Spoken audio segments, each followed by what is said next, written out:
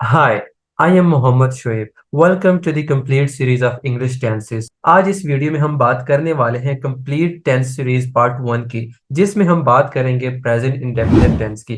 तो मेरे साथ एंड तक जुड़े रहिए। तो चलिए शुरू करते हैं।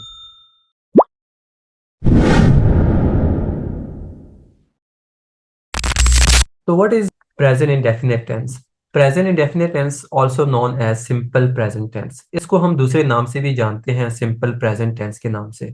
और ये इस्तेमाल होता है यूज टू डिस्क्राइब एक्शंस और events that occur in the present time. मतलब उन एक्शंस और इवेंट्स के बारे में बात करते हैं जो प्रेजेंट टाइम, जो मौजूदा टाइम पे होते हैं।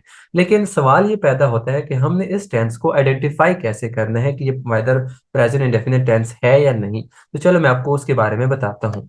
तो आपने इसको कैसे आइडेंटिफाई करना है कि जो उर्दू के या हिंदी लैंग्वेज के जो मोस्टली जो सेंटेंसेस होते हैं वो लास्ट एंड खत्म होते हैं। ता है, ती है, पे है, ता हूँ या ती हूँ जैसे अल्फाज पे ये इस तरह के जुमले जो है ना खत्म होते हैं। फॉर एग्जांपल्स, कुछ एग्जांपल्स हैं कि वो स्कूल जाता है, मैं किताब पढ़ती हूँ, और हम रोजाना वर्जिश करते हैं। अगर हम ये तीनों जुमले देखें तो इनमें जो लास्ट वर्ड्स हैं, जाता है, पढ़ती हूँ, करते हैं, तो ये तीनों लफ्ज मुझे इस बात के इंडिकेशन दे रहे हैं कि ये प्रेजेंट इंडेफिनिट टेंस के जुमले हैं। तो आपने बिना सोचे बस इसको डायरेक्टली प्रेजेंट इंडेफिनिट टेंस में ट्रांसलेट करने हैं। लेकिन अब सवाल ये पैदा होता है कि आपने इस टेंस के सेंटेंसेस कैसे बनाने हैं। तो चलिए मैं आपको उसके बारे में बताता हूँ। तो basically there are different types of sentences, लेकिन पहले हम बात करेंगे पॉजिटिव सेंटेंसेस के बारे में कि आपने पॉजिटिव सेंटेंसेस कैसे बनाने हैं। पॉजिटिव सेंटेंसेस है क्या? पॉजिटिव सेंटेंसेस वो जुमले हैं जो हम रोजमर्रा जिंदगी में बोलते रहते हैं। जो लाइक अगर मैं कहूँ कि 70% हम पॉजिटिव सेंटेंसेस बोलते हैं तो गलत नहीं होगा। तो आपने इसके जुमले कैसे बनाने हैं? लाइक पहले आपने सब्जेक्ट लगाना है। इसका स्ट्रक्चर जो है, सब्जेक्ट, देन फर्स्ट आपने फर्स्ट फॉर्म ऑफ वर्ब लगाना है, और इसके साथ आपने एस या ई एस का इजाफा करना है, और देन आपने ऑब्जेक्ट लगाना है। लेकिन एक बात का ख्याल रखेंगे, किन वर्ड्स के साथ, किन सब्जेक्ट के साथ आपने एस और यस लगाना है। पहला है थर्ड पर्सन सिंगुलर सब्जेक्ट। अब जो ये सब्जेक्ट्स हैं थर्ड पर्सन सिंगुलर, इनके साथ आपने एस और यस लगाना है, लाइक ही, शी, इट, और any singular noun. Singular noun में कुछ भी हो सकता है, लाइक मेरा नाम मोहम्मद शुएब, किसी जानवर का नाम हो सकता है लाइक कैट, या किसी जगह का नाम हो सकता है। इनके बाद जो वर्ब आएगा, फर्स्ट फॉर्म ऑफ वर्ब, आपने उसके साथ एस या यस लगाना है। लेकिन उसके इसके अलावा जो सब्जेक्ट्स हैं, like I, you, we, they, और plural nouns, like plural nouns में स्टूडेंट्स और पीपल, इसके बाद जो आपने वर्ब लगाना है उसके साथ आपने एस या यस का इजाफा नहीं करना। अभी मैं आपको एग्जांपल्स के थ्रू समझाता हूँ, तब आपको अच्छे से समझ आ जाएगी। लाइक पहला एग्जांपल है कि ही रन्स एवरी मॉर्निंग। अब इसमें जो ही है ये सब्जेक्ट की थर्ड सिंगुलर पर्सन है। तो इसके साथ हमने रन्स मतलब वर्ब के साथ एस लगा दिया, एस पुट कर दिया, और उसके बाद लाइक इसका मतलब बनता है कि वो हर सुबह दौड़ता है। और दूसरा जो एग्जांपल है, she watch the news at 7 p.m, वो शाम 7 बजे खबरें देखती है। तो इसके साथ शी के साथ मैंने जो है ना दोबारा ई एस ऐड किया है, क्योंकि सब्जेक्ट मेरा शी है। लेकिन तीसरा नंबर सेंटेंस देखें तो आई प्ले द गिटार।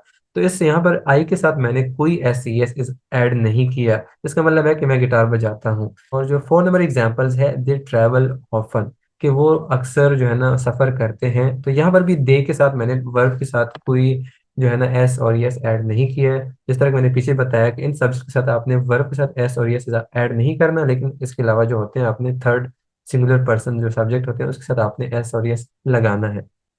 अब दूसरा है नेगेटिव सेंटेंसेस। अब नेगेटिव सेंटेंसेस क्या होते हैं, आपने इसकी आइडेंटिटी कैसे करनी है? कि उर्दू या हिंदी के जुमले में मोस्टली आता है नहीं। अब जहां पर नहीं वाला सेंस आ जाए तो आप समझ जाना कि ये नेगेटिव सेंटेंस है। लाइक अभी जिस तरह पीछे के मैं वो गिटार नहीं बजाता, नहीं आ गया तो मतलब ये नेगेटिव सेंटेंस है। तो अब आपने इसकी फॉर्मेशन कैसे करनी है, इसका स्ट्रक्चर कैसे, आपने किस तरह जुमला बनाना है। तो इसका स्ट्रक्चर है, पहले आपने सब्जेक्ट लगाना है। अब बस यहाँ पर आपने एक चीज का इजाफा करना है, और वो है डू या डज। आपने ये दो हेल्पिंग वर्ब यहाँ पर यूज करने हैं, और उसके बाद आपने नॉट लगा देना है, और उसके बाद आपने फर्स्ट फॉर्म ऑफ वर्ब लगाना है, और यहाँ पर आपने कोई एस सी एस ऐड नहीं करना नेगेटिव सेंटेंस में। ठीक है, इस बात का आपने ख्याल करना है। लेकिन एक बात का ख्याल करें कि डज आपने ही, शी, इट और सिंगुलर नाउन्स के साथ इस्तेमाल करना है, जिस तरह मैंने पीछे बताया। और डू का इस्तेमाल आपने आई, वी, यू, दे और प्लूरल नाउन्स के साथ आपने यूज करना है। लाइक अभी मैं आपको एग्जांपल देता हूँ, तो एग्जांपल के थ्रू आपको समझ आ जाएगी। लाइक फर्स्ट एग्जाम्पल है कि he does not run every morning, वही पहला वाला जुमला है कि ही रन्स एवरी मॉर्निंग। यहाँ पर मैंने he does not run every morning मतलब कि वो हर सुबह नहीं दौड़ता है। नहीं आया मतलब ये नेगेटिव सेंटेंस है, और ही के साथ मैंने डज लगाया है। और दोबारा जो दूसरा एग्जाम्पल है, she does not watch the news at 7 PM, तो यहाँ पर मैंने अगेन शी के साथ डज लगाया, उसके बाद मैंने नॉट पुट कर दिया। और एक बात का ख्याल करें कि 90% जो हमारा नॉट है ना, वो तीसरी जगह पर ही आता है इंग्लिश स्ट्रक्चर में। और जो थर्ड नंबर सेंटेंस है, I do not play the guitar, पहले वाला सेंटेंस था कि आई प्ले द गिटार, बस जस्ट मैंने इसको नेगेटिव कर दिया, आई डू नॉट, और यहाँ पर मैंने आई के साथ डू ऐड किया है। डज ने आपने डज ऐड नहीं करना। और जो जो 4 नंबर एग्जाम्पल है, they do not enjoy movies, तो यहाँ पर भी मैंने दे के साथ डू ऐड किया है नेगेटिव बनाने के लिए कि वो मूवीज एंजॉय नहीं करते, मतलब वो लुत्फ अंदोज नहीं होते हैं मूवीज देखने से। तो ये क्या है, ये नेगेटिव सेंटेंसेस हैं जिसमें हम नहीं वाला सेंस जो है ना हमें दे रहा होता है सेंटेंस। और अब है इंट्रोगेटिव सेंटेंसेस, मतलब सवालिया जुमले, क्योंकि हम रोजमर्रा जिंदगी में कभी सवाल करते हैं। अब जहां पर आप सवाल करते हैं और किसी से कुछ पूछते हैं या कोई आपसे सवाल करते हैं, तो वो इंट्रोगेटिव सेंटेंसेस होते हैं। अब इस तरह के जुमले आपने कैसे बनाने हैं, एक बात अपने माइंड में रखें कि इंट्रोगेटिव सेंटेंसेस बनाने के लिए हम हमेशा जो हेल्पिंग वर्ब होता है उसको स्टार्ट में लेकर आते हैं और सब्जेक्ट को उसके बाद लगाते हैं।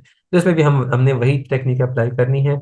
डू डज को हमने स्टार्ट में लेकर आना है, उसके बाद हमने सब्जेक्ट, फिर आपने फर्स्ट फॉर्म ऑफ वर्ब, और उसके बाद आपने ऑब्जेक्ट लगाना है। अभी मैं आपको कुछ एग्जांपल्स के थ्रू समझाता हूँ। पहले एक सिंपल जुमला था कि आई प्ले द गिटार, कि मैं गिटार बजाता हूँ। अब एक सवाल है कि फॉर एग्जाम्पल आप, क्या मैं गिटार बजाता हूँ, तो आपने क्या करना है, do I play the guitar, do को आपने स्टार्ट में लेकर आना है, उसके बाद आपने सब्जेक्ट लगाना है, और प्ले वर्ब है, द गिटार ऑब्जेक्ट। तो दूसरे सेंटेंस में अगर हम देखें तो डज शी रीड बुक्स, क्या वो किताबें पढ़ती है। तो अब यहाँ पर भी एक सवाल किया जा रहा है कि क्या वो किताबें पढ़ती है। अगर ये सिंपल जुमला हो तो शी रीड्स बुक्स, वो किताबें पढ़ती है, लेकिन सवाल बनाने के लिए डज शी रीड बुक्स, क्या वो किताबें पढ़ती है।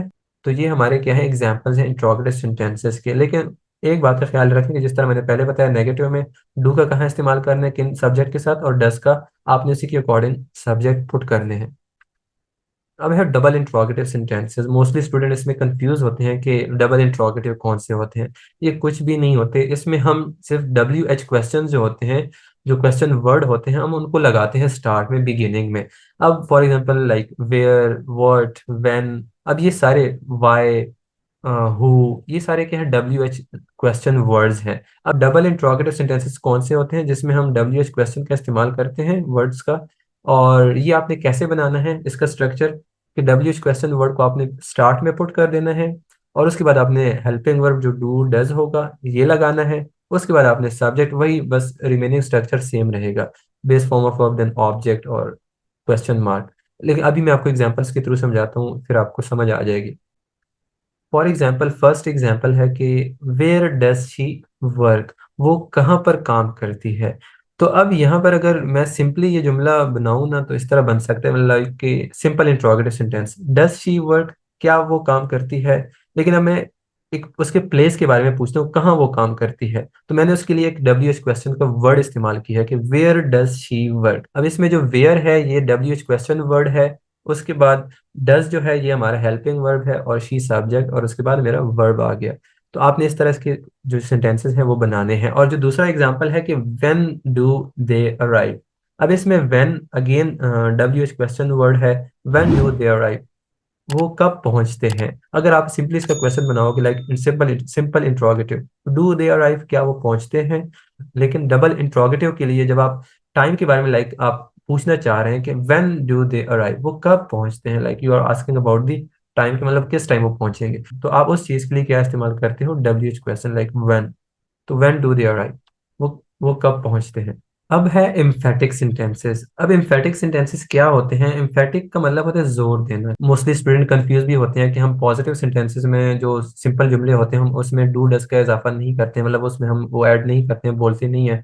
तो इम्फेटिक में मतलब ये कौन से जुमले होते हैं, लाइक जब आप अपनी बात पर एम्फेसाइज कर रहे होते हैं, कोई आपकी बात पर लाइक डाउट करता है, तो आप अपनी बात पर एम्फेसिस के लिए जो है ना इस तरह के जुमले क्रिएट करते हैं, इस तरह का जुमला आप बोलते हैं। तो इसका आपने स्ट्रक्चर कैसे बनाना है, पहले आपने सब्जेक्ट ऐड करना है, फिर आपने डू और डज लगाना है, जो कि हम पॉजिटिव सेंटेंसेस में ऐड नहीं करते हैं, लेकिन यहाँ पर आपने ऐड करना है एम्फेसिस के लिए। और फिर उसके बाद आपने बेस फॉर्म ऑफ वर्ब और प्लस ऑब्जेक्ट जो है ना ऐड करना है। आपको एग्जांपल्स के थ्रू समझाता हूँ, फिर आपको समझ आ जाएगी कि एम्फेटिक सेंटेंसेस कौन से होते हैं। फॉर एग्जाम्पल यहाँ पर जो पहला जुमला है कि I do play the guitar. अब आमतौर पर हम कहते हैं कि आई प्ले द गिटार, कि मैं गिटार बजाता हूँ। लेकिन यहाँ डू का इजाफा करके जो बोलने वाला है इस बात पर जोर दे रहा है, एम्फेसिस दे रहा है कि वो वाकई गिटार बजाता है। शायद इसलिए वो एम्फेसिस कर रहा है कि किसी ने उस पर डाउट किया है, मतलब कोई मान नहीं रहा कि वो गिटार बजाता है, तो उसने डू का इजाफा किया एम्फेसिस के लिए। अब इसमें जो दूसरा एग्जांपल है, शी डज रीड बुक्स। अब आम जुमला जो होगा पॉजिटिव होगा, शी रीड्स बुक्स, कि वो किताब पढ़ती है। लेकिन एम्फेसिस पैदा करने के लिए, शायद वो कोई मान नहीं रहा, किसी ने सवाल किया क्या वो किताब पढ़ती है, तो यहाँ पर एम्फेसाइज के लिए, एम्फेसिस के लिए जोर देने के लिए उसने कहा शी डज रीड बुक्स, मतलब वो वाकई किताब पढ़ती है, मतलब किताबें पढ़ती है, मतलब उसे शौक है, वो शौकीन है किताबें पढ़ने की। और तीसरा है कि दे डू एंजॉय मूवीज। अब सिंपल जुमला होगा दे एंजॉय मूवीज, वो मूवीज को देखना मतलब लुत्फानंदोज होते हैं देखने से जब वो मूवीज देखते हैं। लेकिन यहाँ पर जो बोलने वाला जिसने जब कहा कि दे डू एंजॉय मूवीज की, मतलब वो एम्फेसिस कर रहा है, वो जोर दे रहा है कि वाकई में वो जो है ना फिल्में पसंद करते हैं।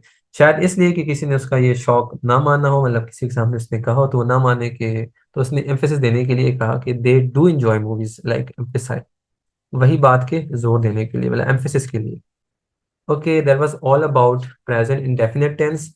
अब ये एक प्रैक्टिस एक्सरसाइज है जिसमें मैंने एक जुमला लिया है, मतलब आप इस पे कैसे प्रैक्टिस कर सकते हैं। अब फॉर एग्जांपल मैंने एक जुमला लिया है कि दे लिव इन दुबई, ये एक पॉजिटिव जुमला है। अब मैंने एक ही जुमले के डिफरेंट किस्म के फॉर्म्स के सेंटेंसेस बनाए हैं, नेगेटिव भी, इंट्रोगेटिव भी, डबल इंट्रोगेटिव भी, जस्ट कि मेरे माइंड में रहे। पहला जुमला है दे लिव इन दुबई, ये पॉजिटिव है कि वो दुबई में रहते हैं।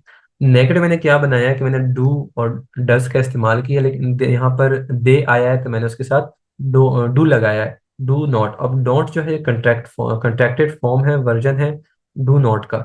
They don't live in Dubai, कि वो दुबई में नहीं रहते हैं। तीसरा इंट्रोगेटिव मैंने क्रिएट किया, do they live in Dubai, क्या वो दुबई में रहते हैं। और चौथा जो मैंने बनाया है, वेयर डू दे लिव, वो कहाँ रहते हैं, ये डबल इंट्रोगेटिव है। अब आप अपने लिए एक जुमला देखें और उसको सारे फॉर्मेट्स जितने भी टाइप्स ऑफ सेंटेंसेस हैं उसमें बनाने की कोशिश करें जिस तरह मैंने ये बनाया हुआ है।